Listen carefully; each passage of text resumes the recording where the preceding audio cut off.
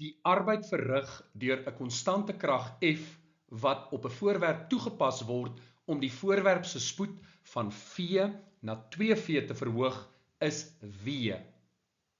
Die arbeid verrig deur dieselfde krag om die spoed van die voorwerp van 0 na v te verhoog sal.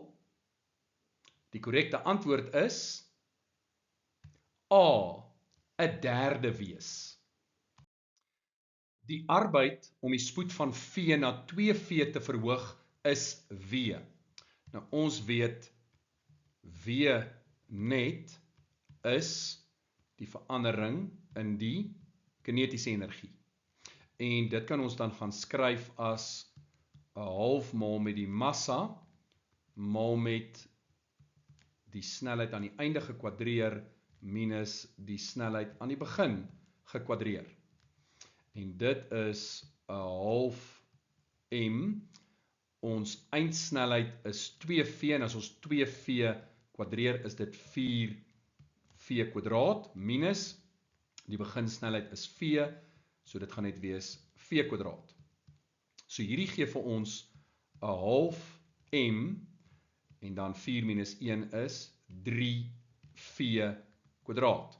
So met ander woorde, as ons daai 3 vorentoe vat, dan is dit 3 keer 'n half mv kwadraat. En dit weet ons is gelyk aan W. Nou kyk ons na die versnelling vanaf 0 tot V.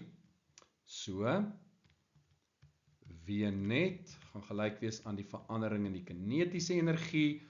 Dit is 'n half m finale snelheid gekwadreer minus die beginsnelheid gekwadreer. En dit is gelyk aan 'n half m. My eindsnelheid is v, as ek dit kwadreer is dit v kwadraat minus 0 kwadraat is 0. So hierdie is 'n half m v kwadraat. Nou moet ons hierdie waarde vergelyk met die oorspronklike waarde. Hoe vergelyk hulle met mekaar? Half mv kwadraat, 3 maal half mv kwadraat. So die oorspronklike W is 3 keer die nuwe ene. Oftewel, die nuwe ene is 'n derde die oorspronklike W. En dit is die antwoord op hierdie vraag. 'n derde W.